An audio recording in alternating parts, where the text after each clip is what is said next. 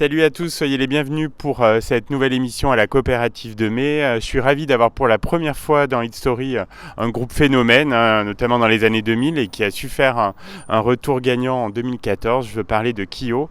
J'ai à mes côtés deux membres du groupe. Bonjour Benoît. Salut. Et bonjour Nicolas. Salut. Alors vous avez beaucoup de tubes messieurs, mais j'ai choisi pour ce Hit Story l'un de vos succès récents, Mon époque. On peut parler pour ce morceau de cri du cœur, voire même peut-être d'hymne de libération. Ouais, c'est un titre qui est toujours particulier parce que c'est le premier single d'un nouvel album, donc c'est toujours un peu l'étendard du disque. C'était important aussi pour nous de mettre en avant ce titre-là parce qu'il est assez rock et il revient un petit peu. Alors, on entend un son très désagréable là, je sais pas si ça va gêner. Oh non. Ok. Ouais, il y a vraiment ce côté rock, un peu nos racines en fait, parce que finalement le groupe, c'est vrai, s'est créé autour de cette musique-là. Ouais. Et d'ailleurs, les premiers retours qu'on a eu sur cette chanson, c'est vraiment, il y a eu beaucoup de, on retrouve le Kyo qu'on aimait, ce truc. Donc c'était un bon titre pour ce nouvel album, La Part des Lions. Et donc ça parle de la sortie du confinement. Pour vous, ça a été une période, comme pour beaucoup d'artistes, compliquée, non ? Il faudrait demander à Benoît si ça parle de la sortie du confinement. En tout cas, moi, je le voyais comme ça, mais peut-être pas. En tout cas, il se trouve que le titre est sorti à cette période-là. Ouais. Et c'est vrai que nous, par exemple, quand on a tourné le clip,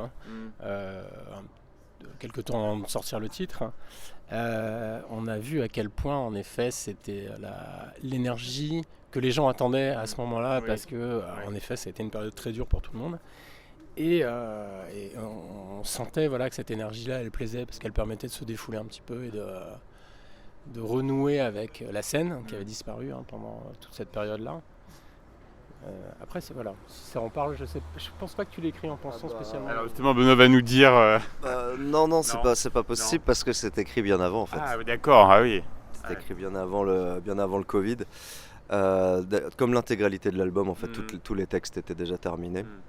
Et elle colle bien justement à cette actualité de revivre pleinement. Ouais, voilà. Ouais. Et c'est vrai qu'il y a pas mal de textes dans l'album qui font penser qu'on a pu écrire pendant cette période un peu inédite de nos vies.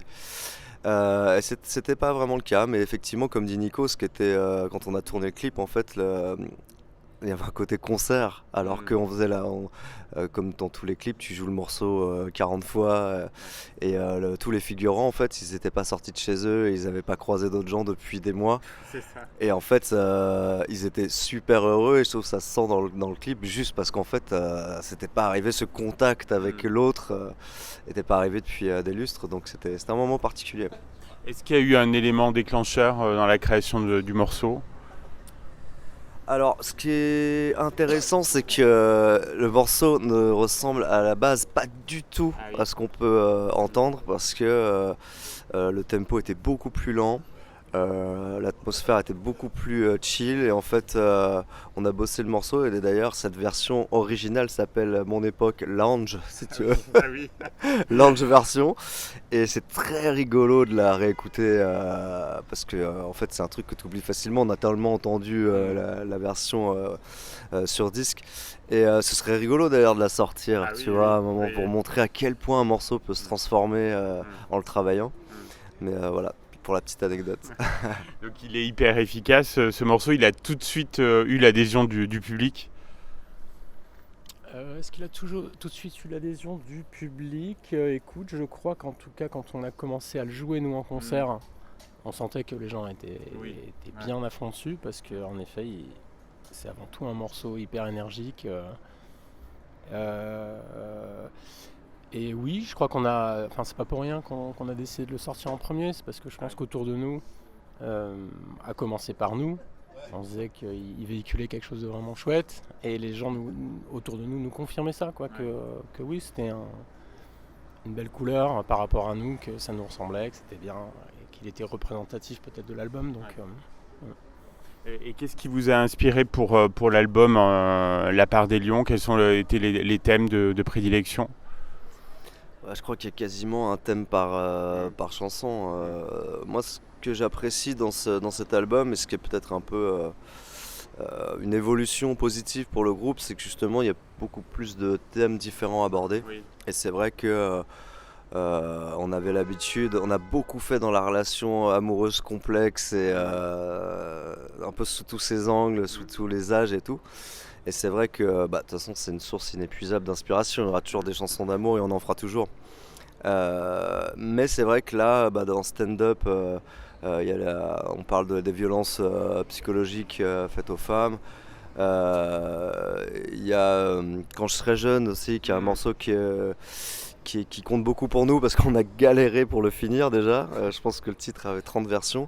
Et le texte je trouve qu'il y a de l'émotion dans ce texte qui est tendre en fait, qui est un peu le message qu'on aimerait envoyer au soi plus jeune, quoi. Et les erreurs qu'on a pu faire et voilà. Et puis je vais pas faire la chronique de tout l'album, mais c'est vrai que j'ai réussi à parler de choses qui m'étaient chères et que je voulais faire depuis longtemps, et je trouvais pas l'angle, je trouvais pas le champ lexical, je trouvais pas la bonne façon de le dire.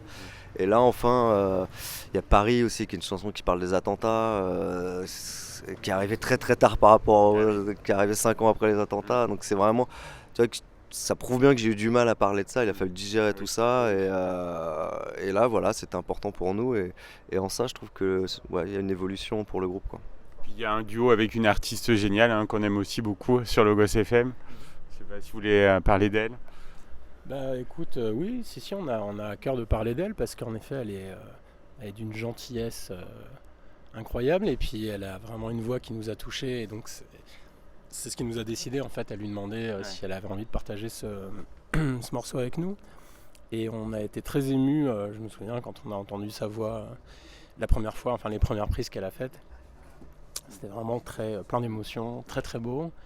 Et c'est une fille super gentille, super drôle, avec qui le courant est en passé tout de suite. Donc c'était une très belle rencontre, et musicale et humaine. Alors on parle d'Alice on the Roof, pour ceux qui ne connaissent pas l'album. Il est sorti il y a presque un an. Vous êtes plutôt content du parcours de l'album ? On est content du parcours de l'album.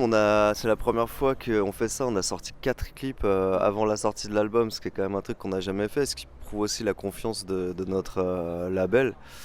Parce que généralement c'est un truc que les labels aiment pas, quand le groupe va dire j'ai une super idée, on va faire 4 clips avant la sortie du disque, tu vois. Généralement ils sont pas hyper contents, et là ils ont adhéré au projet à fond. Et puis c'est vrai qu'on savait en écrivant pour ce disque que la plupart des morceaux seraient très très cool à jouer sur scène, et ça c'était ça se sent, tu vois.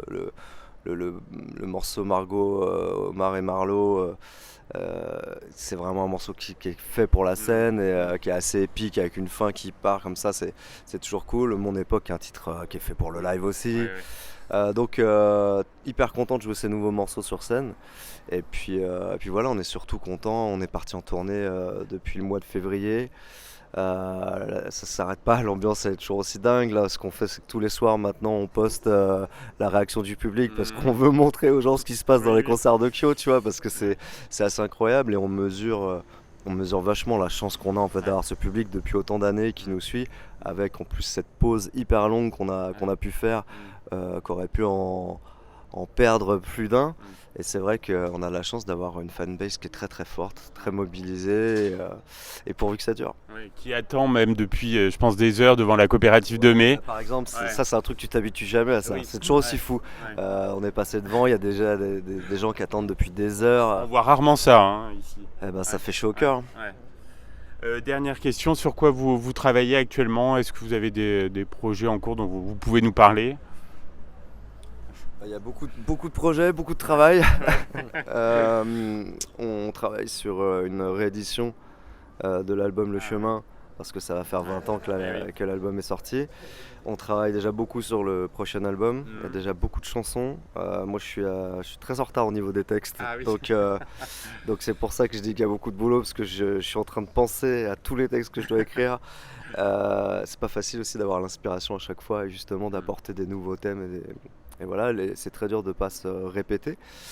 Et puis aussi des petites collaborations à gauche à droite avec des artistes en développement et tout. Donc Il y a un projet de documentaire sur le groupe aussi, qui est un truc qui, si ça se fait, va nous prendre pas mal de temps parce qu'on va être impliqué beaucoup dedans.